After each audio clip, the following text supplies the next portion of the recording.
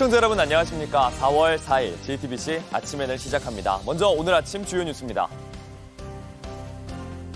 총선이 엿새 앞으로 다가온 가운데 오늘부터 여론조사 공표가 금지됩니다. 내일부터 이틀간 사전투표가 이루어지는데 여야 모두 투표 독려에 나섰습니다. 어제 대만에서 25년 만에 강력한 지진이 발생해 최소 9명이 숨지고 1000여 명이 다친 걸로 파악됐습니다. 여진은 150차례나 이어졌습니다. 잠시 후 대만 현장을 연결합니다. 경기 이천시의 도로에서 난 4중 추돌 사고로 20대 운전자가 숨졌습니다. 전북 군산에선 대학교 기숙사에 불이 나 학생 100여 명이 대피했습니다. 기시다 일본 총리가 다음 주 미국을 국빈 자격으로 방문합니다. 두 나라가 군사 장비를 함께 개발하고 군사 동맹을 확대하는 내용이 논의될 걸로 보입니다. 이제 내일부터 22대 국회의원 선거에 사전투표가 시작됩니다. 여야 모두 투표를 독려하며 총력전을 펴고 있는데요. 오늘부턴 선거 관련 여론조사를 공개할 수가 없습니다. 마지막 여야의 자체 분석 결과 국민의힘은 90석, 민주당은 110석 정도를 우세한 걸로 보고 50곳 안팎은 경합지로 보고 있습니다. 박유미 기자입니다. 여야 모두 내일부터 이틀간 실시되는 사전투표에 적극 나서달라고 호소합니다. 이번에 대한민국이 운명이 달려있다는 생각으로 사전투표도 열심히 해주고 일찍 투표합시다. 사전투표를 제대로 해주셔야 우리의 기세, 범죄자들로부터 선량한 시민들을 보호하겠다는 우리의 기세와 힘이 전국으로 퍼질 겁니다. 내일 더불어민주당 이재명 대표는 대전에서, 국민의힘 한동훈 비대위원장은 서울에서 투표할 걸로 알려졌습니다. 사전투표율이 높으면 젊은 층이 먼저 투표에 나서고 민주당이 유리하다는 게 통상적인 시각이었는데 최근 들어 유권자 지형 등이 달라지며 이런 통념도 깨졌습니다. 각 당이 지지층을 향해 사전투표를 강조하는 이유입니다. 오늘부터 실시되는 여론조사 결과는 공표할 수 없습니다. 선거일에 임박해 발표되는 여론조사가 투표에 영향을 미칠 수 있기 때문입니다. 국민의힘과 민주당은 자체 분석한 판세를 공개하며 지지를 호소했습니다. 박빙으로 저희가 분석하는 곳이 전국에 55곳이고 그중에 수도권이 26곳입니다. 결코 안심하거나 포기할 수 없는 절박한 상황입니다. 정말로 50개, 49개 선거구가 누가 더 많이 투표에 참여하느냐로 몇십 표, 몇백 표, 많아봐야 1000몇백 표로 결정합니다. 국민의힘 내부적으론 지역구 254곳 중 우세 지역은 90여 곳으로 보고 있는 걸로 알려졌습니다. 반면 민주당은 110석 정도를 확실한 우세 지역으로 보고 있고 상당수의 경합 우세 지역에서도 승리를 기대하는 걸로 전해집니다. 2주 전과 비교하면 여당은 기대치를 10석 정도 올려잡았고 야당은 비슷한 수준의 전망을 하고 있습니다. 비례대표 정당으로 선전이 예상되는 조국혁신당 조국 대표는 10석 이상은 달성할 수 있을 것 같다는 전망을 내놨습니다. JTBC 박유미입니다. 이화여대생 성상납 발언으로 논란에 휩싸인 민주당의 김준혁 후보. 이번엔 고종을 향한 또 다른 발언이 문제가 됐습니다. 이대 재학생과 총동문회 오늘 사실상 낙선 운동에 나서기로 했습니다. 윤정식 기자입니다. 김준혁 후보는 2017년 한 유튜브에 출연해 고종을 깎아내리는 말을 했습니다. 고종이 이렇게 여자를 밝혔어. 그래서 밤마다 파티에서 밤마다. 뭐 하여튼 그런 걸 했지. 이 때문에 나라가 망했다는 취지로 말을 이어갔습니다. 그래서 고종이 나라를 망친 거야. 밤만 되면 매일같이 해서 새벽 4, 5시까지 하고 그러고 자다가 오후에 늦게 일어나갖고 잠깐 업무 보고 밤마다 또 파티하고. 고종의 증손자인 이원 대한황실문화원 총재는 사과를 요구했습니다. 김 후보가 단죄해야 할 친일 역정 매국노가 아닌 고종을 능멸해 역사를 왜곡했다는 겁니다. 위안부 단체들도 김 후보를 사자 명예훼손 혐의로 고발하며 사과와 후보직 사퇴를 요구했습니다. 김 후보가 박 전 대통령을 비난하기 위해 위안부 피해자를 성적 도구로 전략시켰다고 비판한 겁니다. 이화여대 총동문회는 오늘 후보자 사퇴 항의 집회를 엽니다. 총동문회 측은 검증되지 않은 자료로 정치를 퇴행시켰다며 후보직 사퇴를 위해 모든 노력을 기울이겠다고 밝혔습니다. 이화여대 재학생들도 오늘 본교 강당에서 규탄 집회를 갖기로 해 사실상 낙선운동에 나섭니다. 이렇게 파장은 커지고 있는 가운데 민주당 조상호 법률부연구원장은 김 후보에 대해 역사학자로서 역사적 사실에 관해 언급한 것이라며 두둔하는 발언을 해 논란이 됐습니다. JTBC 윤정식입니다. 25년 만에 가장 큰 규모의 지진이 덮친 대만 상황을 알아보겠습니다. 지금까지 최소 9명이 숨지고 1,000명이 넘게 다친 걸로 파악되고 있는데요. 대만에 가 있는 이도성 특파원 연결해 보겠습니다. 이 특파원, 피해 소식이 계속 이어지고 있습니다. 지금 나가 있는 곳은 어디죠? 네, 어제 저는 지진 소식이 전해진 이후 중국 베이징에서 대만으로 넘어왔습니다. 현재 있는 곳이 대만 수도인 타이베이인데요. 이곳은 지진이 어제 발생했던 화롄현에서 100km 넘게 떨어져 있지만 이곳에도 심한 진동이 느껴졌다고 합니다. 제가 서 있는 곳이 중정기념관인데요. 이 뒤쪽을 보시면은 지진 피해를 입어서 뒤쪽에 건물 일부가 무너져 내렸고 앞에는 이렇게 안전띠가 있습니다. 접근을 막은 상태고요. 지진으로 인해 피해를 입었으니 주의해달라는 경고문도 붙었습니다. 지진이 발생한 가장 큰 피해를 입은 화롄현에서는 밤사이 구조 작업이 계속 진행 중입니다. 그런데 인명피해가 추가로 확인되고 있습니다. 현지 당국에 따르면 어젯밤 10시 기준으로 사망자는 9명, 그리고 부상자는 1,000명이 넘어서 1,011명으로 확인이 되고 있습니다. 특히 산악지대에서 피해가 컸는데요. 산사태가 발생해 트럭 운전사가 숨졌고 하이킹에 나선 3명이 참변을 당했습니다. 주택도 190채가 파손이 됐고요. 고립된 사람들에 대한 구조 작업 이어지고 있습니다. 현지 매체를 종합해 보면 한 국립공원에만 600명이 넘는 사람이 갇힌 것으로 파악되고 있습니다. 네, 지금 나가 있는 곳이 이제 주요 관광지이기도 한데 무엇보다 여진이 걱정입니다. 아직 구조를 기다리는 사람도 있는데 추가 피해는 없을까요?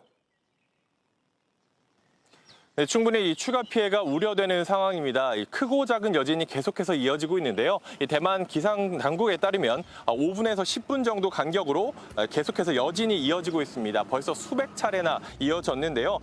앞으로 사흘에서 닷새 사이 규모 6.5에서 7.0의 여진이 있을 것으로 대만 기상 당국은 보고 있습니다. 대만은 불의골이라고 불리는 환태평양 지진대에 위치해 있습니다. 최근 지질 시대에 활동했고 가까운 미래에 활동할 수 있는 가능성 있는 단층인 이 활성 단층이라는 게 있는데 이게 대만에는 42개나 있는 걸로 알려졌습니다. 지난 50년간 대만에서 규모 7.0 이상의 지진이 7번이나 있었던 걸로 파악되고 있는데요. 가장 많은 인명피해를 낳았던 1999년 난터우 강진 이후 이번 지진이 25년 만에 가장 큰 규모입니다. 네, 그런데 대만은 오늘부터 청명절이라는 연휴라고 하는데요. 지진으로 인해 교통에도 영향이 클 것 같습니다. 네, 맞습니다. 저희 취재진도 지진 피해가 가장 큰 화롄현으로 가기 위해 노력하고 있는데요. 어제 지진이 발생한 이후에 이 도로와 기찻길, 하늘길까지 지금 막혀서 들어가기가 쉽지 않은 상황입니다. 구불구불 산길이 이어지는 화롄 방면 도로는 산사태로 피해를 입었고 바위가 떨어지면서 인명 피해도 발생한 상황이라 사실 현재도 바위가 있기 때문에 언제쯤 통행이 가능할지 알기 어려운 상황입니다. 기찻길 역시 선로에 이상이 발생돼 안전이 완전하게 확인되기 전까진 운행을 멈춘 상황입니다. 지금까지 대만 타이베이에서 JTBC 이도성입니다. 네, 밤사이 국내 사건 사고입니다. 어젯밤 9시 반쯤 경기 이천시 신둔면의 한 졸음쉼터 인근 도로에서 4중 추돌 사고가 났습니다. 이 사고로 20대 운전자 A씨가 숨졌고 다른 차량 운전자 등 4명이 다쳐 치료를 받았습니다. 경찰은 A씨의 차량이 앞서가던 차를 들이받은 후 뒤따르던 차량 2대가 잇따라 부딪히면서 사고가 난 걸로 보고 정확한 사고 경위를 조사 중입니다. 어제 오후 6시 반쯤 전북 군산시의 한 대학교 기숙사에서는 불이 났습니다. 불은 37분 만에 꺼졌는데요. 곧장 화재 경보가 울려 학생 100여 명이 대피해 인명피해는 없었습니다. 경찰은 기숙사 2층에서 불이 난 걸로 보고 오늘 경찰과 합동 감식에 나설 예정입니다. 전공의가 병원을 떠난 지 7주째입니다. 대통령이 직접 전공의들과 대화하자고 나서면서 만남이 이루어질 거란 기대도 있지만 전공의들 사이에선 총선에 이용만 당하는 거 아닌가 이런 반응도 나오고 있습니다. 강나현 기자입니다. 대통령이 만남을 제안한 지 하루가 지났지만 전공의 단체는 공식 입장을 밝히지 않았습니다. 대신 교수단체와 대한의사협회는 일단 환영의 뜻을 밝혔습니다. 다만 실제 만남이 이루어지려면 더 진전된 자세가 필요하다고 했습니다. 방재승 전국의대교수 비대위원장은 전공의들이 돌아올 수 있는 방법이 뭔지 대통령이 진심으로 고민하고 만나시길 바란다고 했습니다. 병원을 이탈한 전공의들은 2,000명 증원을 백지화해야 한다는 입장이라 무조건 만나자는 요구만으로는 합의점을 찾기 쉽지 않다는 겁니다. 정부 정책은 늘 열려 있고 의대 정원 역시 논의할 수 있다는 말에 진정성을 담보할 수 있는 것은 현재 진행되고 있는 2025년 의대 정원 배정을 중지하는 것입니다. 의협은 박단 전공의 단체 비대위원장이 전공의들 의견을 듣고 있다며 만남이 없지는 않을 것이고 긍정적으로 본다고 덧붙였습니다. 그러나 냉소적인 반응도 나옵니다. 주요 5대 병원 소속 한 전공의는 섣부르게 응했다 대통령 지지율만 올려주는 모양새가 될 수 있다며 결국 전공의들 분노가 더 거세질 수 있다고 봤습니다. 이런 가운데 올해 병원에서 수련해야 할 인턴 3,068명 중 불과 4%가량만 등록한 것으로 나타났습니다. JTBC 강나현입니다. 기시다 일본 총리가 다음 주 미국을 국빈 방문합니다. 미국 정부는 앞으로 미-일이 군사장비를 함께 개발하고 군사동맹 오커스를 확대하는 방안 등을 논의할 거라고 밝혔습니다. 워싱턴에서 김필규 특파원입니다. 커트 캠벨 미 국무부 부장관이 다음 주 미일 정상회담에서 양국 간 군사 장비를 공동 개발하는 방안이 발표될 거라고 밝혔습니다. You'll see next week are steps for the first time that will allow the United States and Japan to work more collaboratively on joint development and potentially co-production of vital military and defense equipment. 미국은 코로나19와 우크라이나 전쟁 등을 거치면서 동맹국에서의 무기 공동 생산을 적극적으로 추진해 왔습니다. 미국과 일본이 어떤 무기를 개발할지는 밝히지 않았지만 캠벨 부장관은 일본 같은 동맹과 최대한 많은 정보, 기술을 공유하는 게 미국의 이익이 될 거라고 말했습니다. 그동안 일본은 평화헌법에 따라 제3국으로 무기 수출을 제한해 왔습니다. 최근 다른 나라와 무기 개발 협력이 활발해지면서 수출 제한을 푸는 작업이 더 속도를 낼 거란 전망이 나옵니다. 한편 캠벨 부장관은 미국, 영국, 호주 3국의 군사동맹인 오커스에 일본 등이 참여하는 방안에 대해서도 공개할 내용이 있을 거라고 예고했습니다. 인공지능이나 양자기술, 극초음속 등 8개 첨단 기술 분야를 공동 연구 개발하는 필러2 분야에서 협력을 논의할 걸로 보입니다. 오는 9일부터 닷새간 미국을 국빈 방문하는 기시다 일본 총리는 백악관에서 정상회담을 한 뒤 의회 상하원 합동연설을 할 예정입니다. 방위 부담을 나누려는 미국과 군사력을 키우려는 일본이 어떤 결론을 내놓을지 다음 주 정상회담에서 윤곽이 드러날 전망입니다. 워싱턴에서 JTBC 김필규입니다. 온라인에서 화제가 된 뉴스, 화제가 될 뉴스를 골라 전해드립니다. 아침엔 소셜픽입니다. 한국을 떠난 자이언트 판다 푸바오가 중국 선수핑 기지에 도착했습니다. 오늘 새벽 중국 판다보호 연구센터는 축사에 들어간 푸바오의 사진을 공개했는데요. 현재 상태는 양호합니다. 빨리 새로운 환경에 적응해 건강하기를, 이런 메시지도 남겼습니다. 하지만 푸바오가 중국에 도착하자마자 논란도 있었습니다. 한 남성이 케이지에 뚫린 작은 구멍으로 푸바오를 찌르는 이런 모습이 영상에 잡혔기 때문인데요. 중국 누리꾼들 장갑도 끼지 않았는데 누구냐 이러면서 비판에 나섰습니다. 센터는 소독을 마친 수의사의 필수적인 검사였고 푸바오의 상태는 건강하다 이렇게 해명했습니다. 푸바오는 한 달간 격리된 후 새로운 보금자리로 향하게 됩니다. 강철원 사육사 중국어로 인터뷰를 했는데 푸바오를 자주 보러 올 수 있길 바란다 이런 말을 남겼습니다. 他是福宝有点紧张熊猫的方面他们都是知道的因为他们的技术很高所以我觉得没问题那你会经常来看他吗希望 25년 만에 대만을 덮친 지진, 타이완 섬이 흔들렸습니다. 생방송 중인 뉴스 스튜디오도 흔들렸지만 흔들리지 않고 방송을 이어간 모습에 박수가 쏟아지고 있습니다. 现在我本人在现场几乎站都站不稳了 다리가 휘청이고 천장이 무너지는데 방송은 멈추지 않습니다. 스튜디오의 조명이 거세게 흔들거려도 흔들림이 멎을 때까지 앵커는 지진 정보를 전달했습니다. 대만의 누리꾼들, 지진이 발생한 지금 대만의 앵커들에겐 감탄할 정도다, 감동적이란 반응까지 이어졌습니다. 이번엔 병원 CCTV 현장입니다. 신생아들이 있는 병동 같은데 지진으로 흔들리기 시작하자 직원들이 모두 방으로 뛰어옵니다. 침대를 꼭 잡고 흔들림이 멈추기까지 차분하고 침착하게 대처했습니다.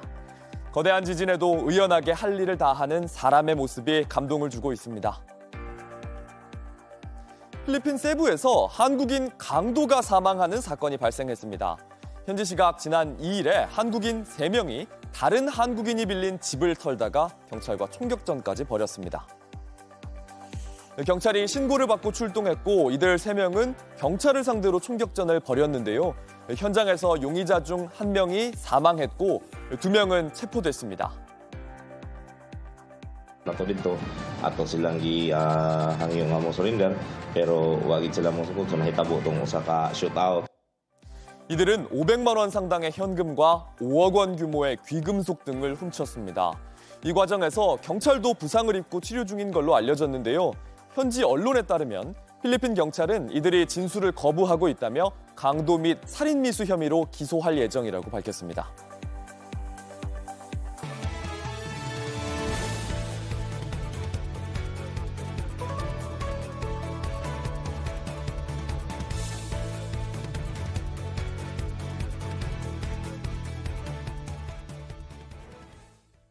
미국의 수도 워싱턴의 관문인 달라스 국제공항이 트럼프 공항이 될지도 모르겠습니다.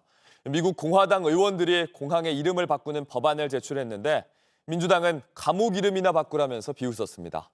대선을 앞두고 미국도 정치인들의 말과 행동이 논란입니다. 로스앤젤레스 홍지은 특파원입니다. 1962년 아이젠하워 행정부 시절 국무장관인 존 포스터 덜레스의 이름을 딴 덜레스 국제공항. 매년 수백만 명이 이용하는 미국 수도 워싱턴의 관문입니다. 공화당 내 친트럼프 성향의 하원 의원 6명이 이곳의 이름을 트럼프 국제공항으로 바꾸겠다며 지난달 법안을 제출했습니다. 가이 로센탈러 의원은 수백만 명이 미국에 도착할 때 트럼프 국제공항에 오신 걸 환영한다는 말보다 더 좋은 상징은 없다고 말했습니다. 이에 민주당 게리 코널리 의원은 91개 혐의로 기소된 트럼프의 이름을 붙이고 싶다면 감옥 중에서 찾아보라며 조롱했습니다. 미국에선 공항에 전직 대통령의 이름이 붙기도 합니다. 뉴욕의 존 F 케네디 국제공항이, 워싱턴 DC 인근에는 로널드 레이건 국제공항도 있습니다. 도널드 트럼프 전 대통령도 2017년부터 2021년까지 재임한 바 있고 현재 공화당 대선 후보로 내정된 상태입니다. 그러나 현재 극우 지지층의 의회 폭동 사태 연관 의혹을 받고 재판을 받는 중입니다. 실제 공항 이름이 바뀔 가능성은 낮습니다. 상하원으로 나뉜 미국 의회에서 하원은 공화당이 주도 중입니다.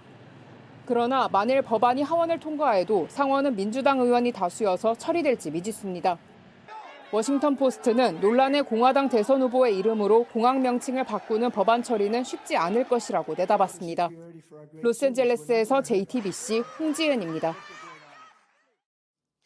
5개월 전 한 20대 남성이 머리가 짧은 걸 보니 페미니스트라면서 편의점 아르바이트생을 마구 때리는 일이 있었습니다. 현장에 있던 50대 남성이 이 폭행을 말리다가 크게 다쳤고 일자리까지 잃었습니다. 배승주 기자가 이 남성 만나봤습니다. 창문을 닦는 이 50대 남성은 지난달까지 고압 전선 전문 기술자였습니다. 인생이 달라진 건 한순간 때문이었습니다. 편의점에 들렀다가 여성 아르바이트생이 폭행당하는 걸 목격했습니다. 머리가 짧다는 게 이유였습니다. 때리는 20대 남성을 막아섰고 무차별 폭행에 크게 다쳤습니다. 치료와 재판 준비로 출근을 제대로 하기 힘들었고 다니던 직장은 그만둬야 했습니다. 고압 전기선 작업이다 보니까 한 팀이 짜져가지고 그 팀이 움직여야 되는데 제가 자꾸 빠지니까 일용직으로 나서야 했습니다. 수입은 불안정하고 먹고 살기는 힘들어졌습니다. 대인기피증과 불면증에 아직 시달립니다. 키가 좀 크고 젊은 사람만 보면 무서워가지고 바깥 외출을 사실 안 했었어요.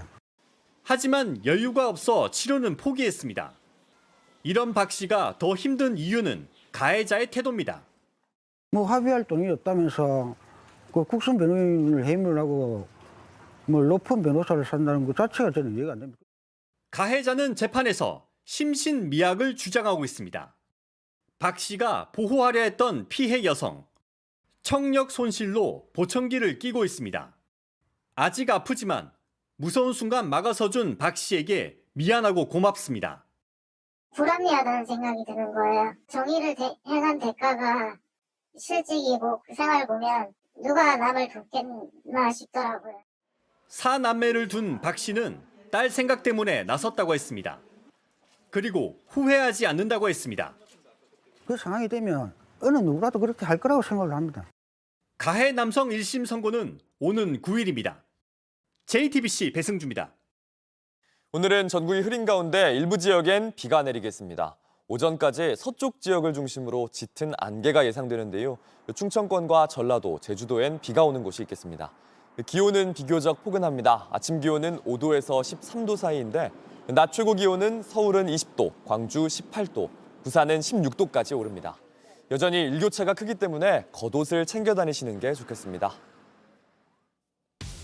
JTBC 아침엔을 마칩니다. 내일도 7시 반에 아침을 열겠습니다. 시청해주셔서 감사합니다.